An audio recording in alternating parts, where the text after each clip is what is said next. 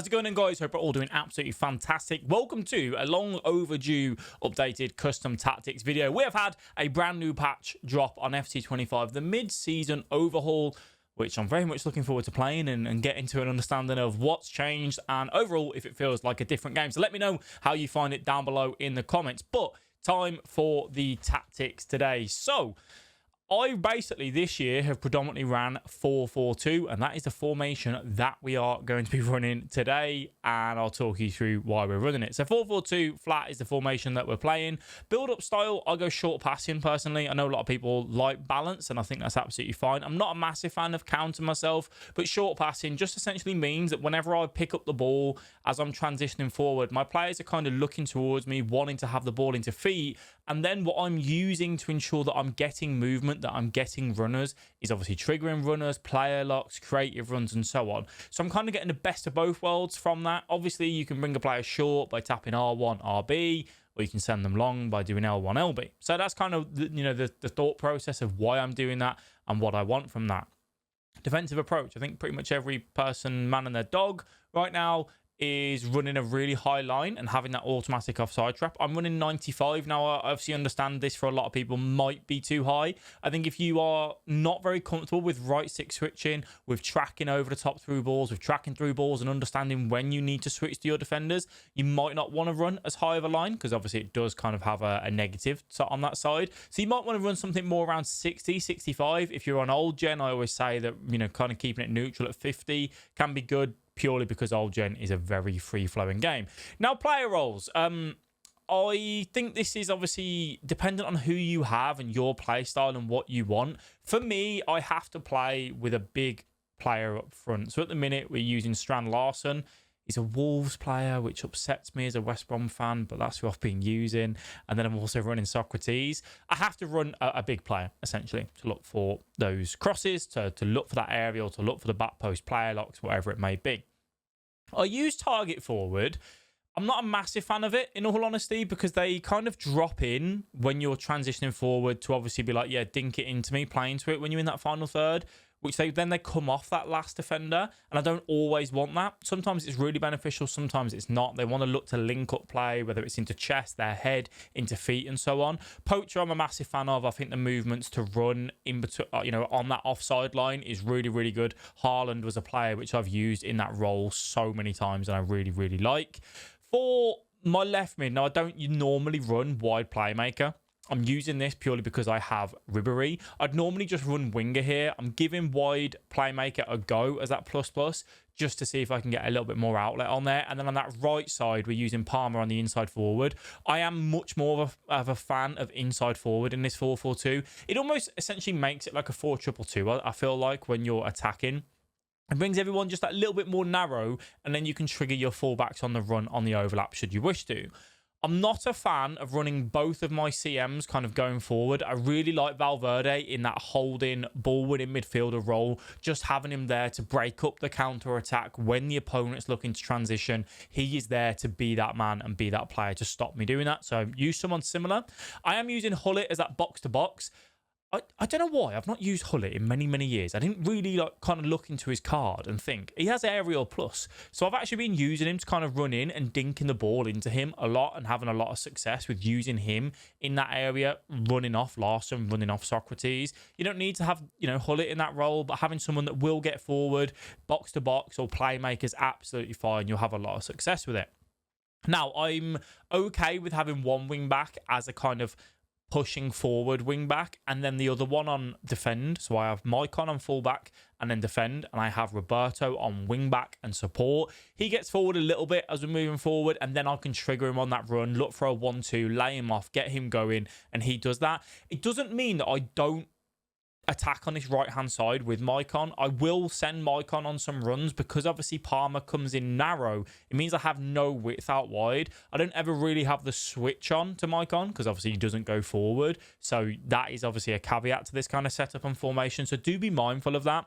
And I do run both my defenders just on defender defend, keeping it simple. I've not been a massive fan this year of using any of these stoppers or ball playing defender. Maybe I need to go back to them and give them a go, but that's kind of what I run at the minute. And then obviously sweeper keeper. I think this really helps for those over the top through balls, having that kind of higher position for the goalkeeper. You can then manually bring them out by holding triangle and get them into those sort of positions. And that's kind of how we run it.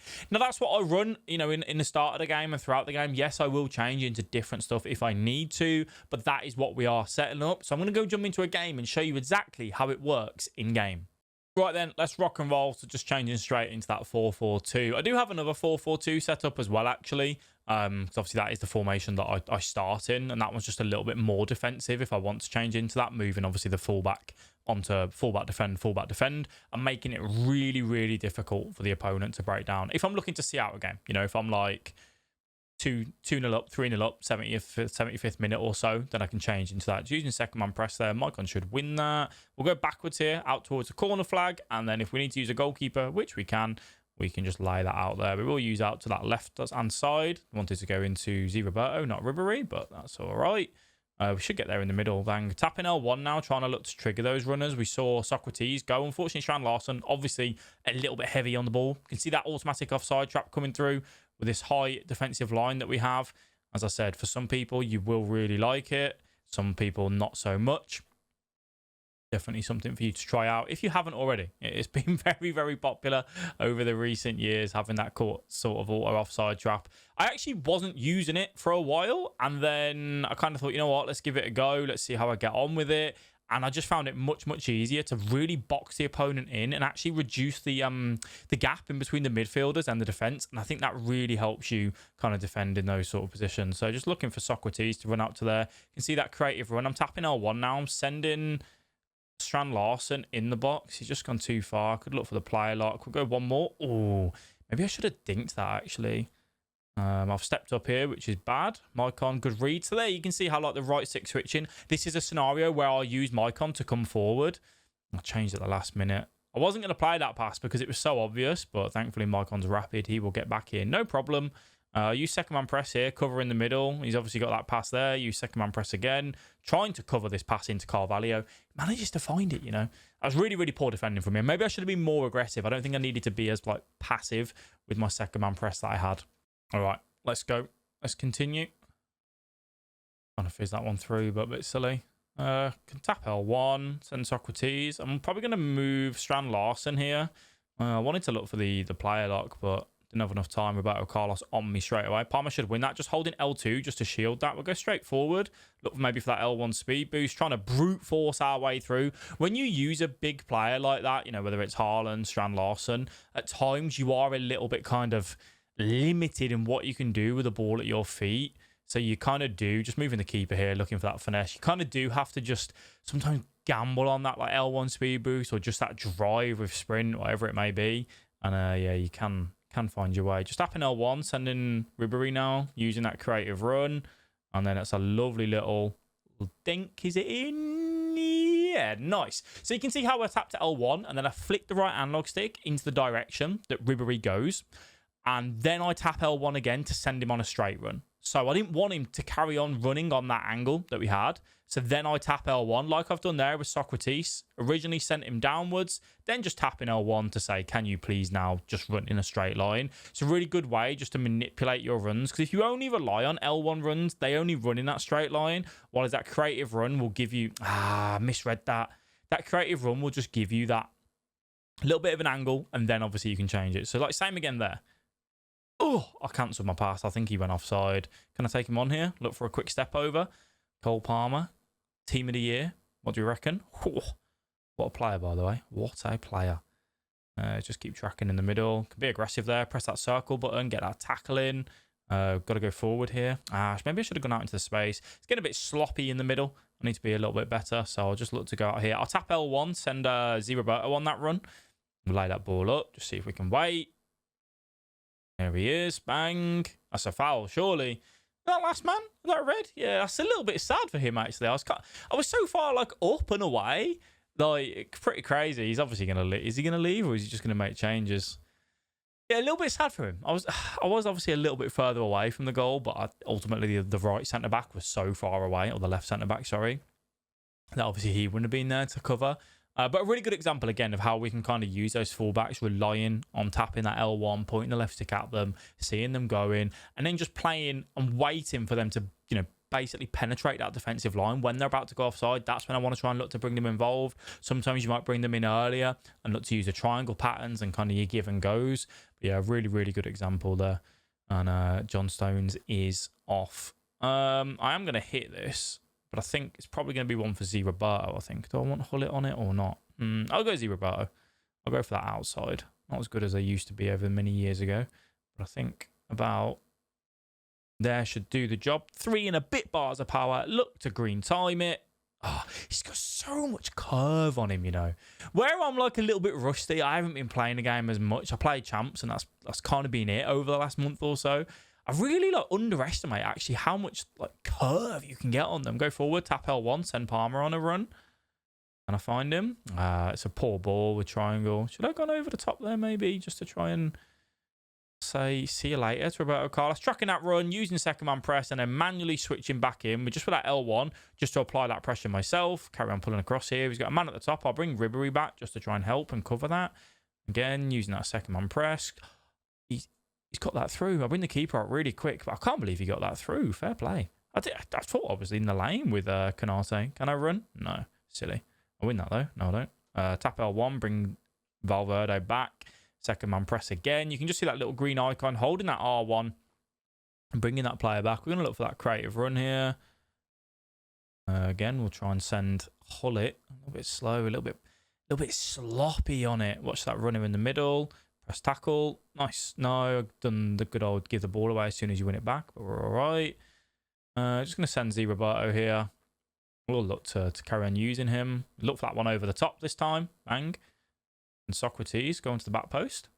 He can. Roberto Carlos. Too much power. Obviously, Socrates is going to win that every day of the week against Roberto Carlos. At times, I'd be better off swapping Strand Larsen round and having him at that right striker position. But I really like Socrates at right striker because of the power shot plus. He's offside, right? Yeah, because of the power shot plus. Looking for that power shot across his body straight away. That's something we do try to work where we can. Go top of the screen again. I have sent Hullet. I thought if I send Hullet and move downwards, he would be more worried about the Hullet run. So then I could actually look to drive there with Ribery. But he read my dribbling. Tap L1, switch in the middle. Big tackle there. Actually press the tackle button. And it's going to be half time, I believe. Yeah, good off. So into the second half, we have that extra player. So we should be pretty comfortable to just kind of take our time when going forward and just look to break him down where possible. He's obviously going to look to try and hit on the counter to just get forward where he can, but it will be difficult for him. I'll bring Ribery back there. That was a really bad L1 switch. Right stick switch, sorry. I've right stick switched like the right striker there, I think. Go on then. Bad feet. Really, really bad feet. Mechanically not great there. Guendouzi, or second man press, and just moving Hullet back in. You can see how active I am with my centre mids, really trying to make sure that I'm getting them involved manually with that defending. Because if you don't, they just stand there and watch. Like they really don't want to do stuff themselves. It's like here, just Valverde switching into him, second man pressing with Hullet, tapping L1, bringing Valverde back, trying to make it so that they are there and getting involved. Good right stick switch just to track that. I'm going to go bottom of the screen here. Rodrigo's out of position, I think it was. Good press though, I think. No. Valverde, switch to him, cover the lane. He goes forward, that's fine. We can just keep chilling here. This isn't too big of a deal. Second man press, just a tag team on him. Bottom of screen, got to be. Strand Larsen goes offside. Bowie's so quick. I shouldn't have took that touch with sprint. I feel like I could have, but I'm just not allowed. Keep pulling Valverde back. Second man press. We'll pull Ribery back here. Keep Hullet in. Bring Palmer in. Really trying to congest all that space, making it difficult for him to operate in. I can just link up here really, really well. Bottom of screen. No, got to go over the top there. Got to go over the top. Keep tracking back. Bring Palmer back as well. Not really got anything to track all too much. That's bad though. Keep running up. Valverde, see how he's just not doing anything. See how the centre mids are just like, yeah, no, we're not bothered. We're not going to help you there. Now, I've tapped Valverde on a run here. I'm going to go. I wanted to go out. I should have held L2. If I hold L2 there, I get a swerve on demand pass. And that swerve on demand pass will keep the ball basically away from the defenders. It like goes out and then in. But I just did triangle, so it's like a lot flatter. Other way around, other way around. Strand Larson, not the man to be playing that ball, unfortunately. He can just stand here. Keep tracking back. Maicon's really quick, so he should be okay. Keep tracking back with Valverde. Yeah. Big tackle. I'll do. Don't always have to win the ball, but just have to do enough just to off-balance them, make it difficult for them. Play that through. Bang. Big touch with right stick. There we go. Lovely. He brings the keeper out again. No! Too much power! I was going to say, you'd think after I chipped him on that last one, you wouldn't bring the keeper out as, like, freely. But he obviously doesn't care. Trying to just read where I think his next pass is. Can I block it out? Can I cover the passing lanes? Can I apply that pressure? Can I try and win the ball? Especially when we've got that extra man. We should be able to, you know, do that. That's a good press from him, though. Actually puts us in a bit of a bother here. He's messed it up. No, he hasn't. He gets the rebound. Wow.